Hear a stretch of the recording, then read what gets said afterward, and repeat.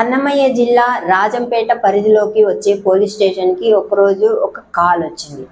ఒక మనిషిని చంపేశారు, ఇలా రాయితో కొట్టి రాత్రికి రాత్రి చంపేశారు, ఎవరో తెలియట్లేదు అని ఒక పోలీస్ కంప్లైంట్ వచ్చింది.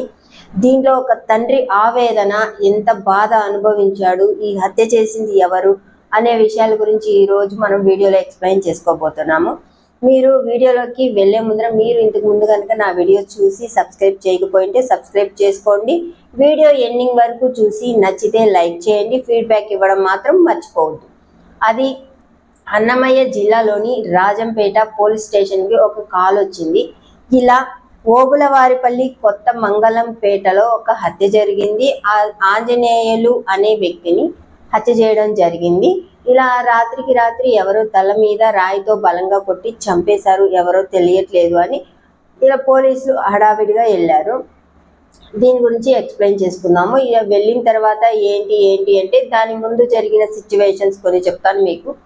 ఆంజనేయ ప్రసాద్ ఓరఫ్ కువైట్ ప్రసాద్, తనకి ఒక వీడియో కూడా యూట్యూబ్ ఛానల్ కూడా ఉంది. తను యూట్యూబ్ ఛానల్లో వీడియో చేసి పెట్టాడు. తర్వాత 2 days తర్వాత అప్పుడు ఈ ఆంజనేయులు అనే వ్యక్తిని చంపేసింది కువైట్ ప్రసాద్ అనే విషయం అందరికి అర్థమైంది. దీనికి ఎలా జరిగింది, సిచ్యువేషన్స్ ఎందుకు చంపాడు అంటే, ఆంజనేయులు అనే వ్యక్తి ఇంట్లో తన కూతురు ఉండేది. ఆంజనేయ ప్రసాద్ అలియాస్ కువైట్ ప్రసాద్, తన వైఫ్ వచ్చి చంద్రకళ, వీళ్ళిద్దరికి ఒక అమ్మాయి ఉండేది. వీళ్ళిద్దరు కువైట్లో ఉండేవాళ్ళు బతుకు తెరువు కోసము. వాళ్ళ అమ్మాయిని వచ్చి ప్రసాద్ వాళ్ళ భార్య చంద్రకళ వాళ్ళ అమ్మ నాన్న ఇంట్లో పెట్టారు. వాళ్ళకి ఆరోగ్యం సరిగా లేకపోవడం వల్ల, ఫైనాన్షియల్గా అంత ఇది లేకపోవడం వల్ల ప్రసాద్ వాళ్ళు అప్పుడప్పుడు అమౌంట్ పంపించేవాళ్ళు. అది సరిపోక ఇలా ఫీజు కట్టండి ఇలా చెప్పడము, ఆ తర్వాత వచ్చి అంత వాళ్ళ ఆరోగ్యం కూడా సరిగా లేక చంద్రకళ వాళ్ళ చెల్లెలు లక్ష్మి వాళ్ళ ఇంటిలో కొన్ని రోజులు పెట్టుకోమని చంద్రకళ వాళ్ళ అమ్మ నాన్నలు చెప్పారు. కొన్ని రోజుల నుంచి లక్ష్మి వాళ్ళ ఇంట్లోనే తన కూతురు ఉంది, కువైట్ ప్రసాద్ వాళ్ళ కూతురు. ఒకరోజు అకస్మాత్తుగా లక్ష్మి కాల్ చేసి, మీ అమ్మాయిని మేము పెంచలేము, మీ అమ్మాయిని మీరు తీసుకెళ్ళిపోండి అని చంద్రకళకి కాల్ చేశారు. చంద్రకళ హడావిడిగా కువైట్ నుంచి టికెట్ వేసుకుని ఇండియా వచ్చేసింది. ఆ అమ్మాయిని కూర్చోపెట్టి, ఏం జరిగిందమ్మా, నువ్వేమైనా పిన్ని వాళ్ళని ఏమైనా చేసావా, అది ఇది నీ తప్పులు ఏమైనా ఉన్నాయా, అది ఇది అడగ తను ఒక విషయం చెప్పింది. అదేంటో ఈ వీడియోలో చూపిస్తాను, చూడండి. ఎక్కడెక్కడ పట్టుకున్నాను బాస్ పోసుకునే అక్కడ ఏ తాత పట్టుకునిందా, వద్దు తాత మళ్ళా ఎందుకు పట్టుకున్నావు తాత, నిద్రపోయేటప్పుడు పట్టుకున్నాడా, నిద్రపోయేటప్పుడు దిగుపోతా ఆంజనేయుల తాత దగ్గర పండుకుంటే పోయి ఎక్కడ పట్టుకున్నాడు. ఈ విషయం అంతా చంద్రకళకి వాళ్ళ కూతురు చెప్పిన తర్వాత చంద్రకళ వాళ్ళ హస్బెండ్ కువైట్ ప్రసాద్కి చెప్పడం జరిగింది. అతను వచ్చి ఇలా వెళ్ళి కేసు పెట్టు నువ్వు అని చెప్పారు. కేసు పెట్టిన తర్వాత ఆ పోలీసులు వెళ్ళి పిలిచి అలా పైనే కౌన్సిలింగ్ ఇచ్చి ఎవరిని వాళ్ళకి పంపించేశారు. ఆ విషయం మళ్ళీ చంద్రకళ కువైట్ ప్రసాద్కి చెప్పింది. తర్వాత వచ్చి లక్ష్మి, చంద్రకళ వాళ్ళ చెల్లెలు లక్ష్మి, చంద్రకళ వాళ్ళ రిలేటివ్స్ అందరికి కాల్ చేసి ఇలా అందరికి తెలిసిపోయిన తర్వాత ఈ మ్యాటరు, ఇలా కేసు పెట్టింది, మేము డబ్బులు ఇచ్చేసి బయటకు వచ్చేసాము అని అందరికీ చెప్పడం స్టార్ట్ చేసింది. ఈ విషయం చంద్రకళని వాళ్ళ రిలేటివ్స్ అడగడం జరిగింది. డబ్బులు ఇచ్చేసి వాళ్ళు బయటకు వచ్చారంట కదా అని.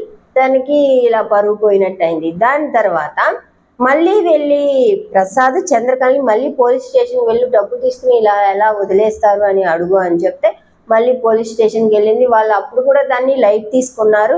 మళ్ళీ లక్ష్మి వాళ్ళని పిలిచి, మాకు డబ్బులు ఇచ్చారని ఇలా ప్రచారం చేస్తున్నారంట, మీరు ఎప్పుడు డబ్బులు ఇచ్చారు ఇలా అడగడం జరిగింది. దీని తర్వాత లక్ష్మి ఇంటికి వెళ్ళి ఒక పురుగుల మందులు తాగేసి ఆత్మహత్యకి ట్రై చేసింది.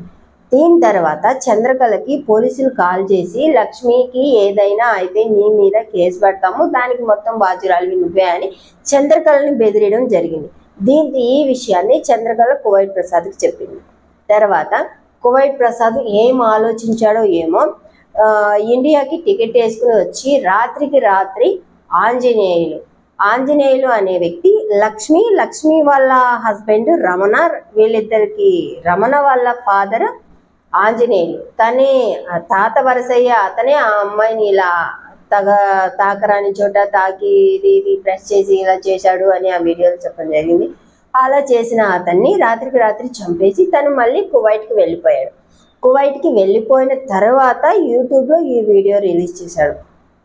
దీంట్లో సుధాకర్ గారు, డిఎస్పీ సుధాకర్ గారు ఏం చెప్తున్నారంటే, మీరు ఫస్ట్ ఎందుకు దీని మీద చర్యలు తీసుకోలేదు అని అడిగినప్పుడు ఈ అమ్మాయి చంద్రకళ చెప్పేటప్పుడు ఏం చెప్పింది అంటే, లక్ష్మి అనే వ్యక్తి మా అమ్మాయిని కలవడానికి ఎప్పుడు రాకూడదు, మా రిలేటివ్స్ ఎవరు రాకూడదు, అలా వాళ్ళకి వార్నింగ్ ఇవ్వండి అని చెప్పింది. కానీ ఇలా ఆంజనేయులు అనే వ్యక్తి ఇలా చేశాడు ఇదంతా మాకు చెప్పలేదు. సో మేము ఇలా చేయడం జరిగింది. ఆ అమ్మాయి అప్పుడే మాకు పూర్తిగా క్లారిటీ ఇచ్చిందంటే మేము అప్పుడే దాన్ని ఇలా చేసేవాళ్ళం, సిచ్యువేషన్ ఇంతవరకు వచ్చేది కాదని తన ఎక్స్ప్లెనేషన్ తనకి ఇచ్చాడు.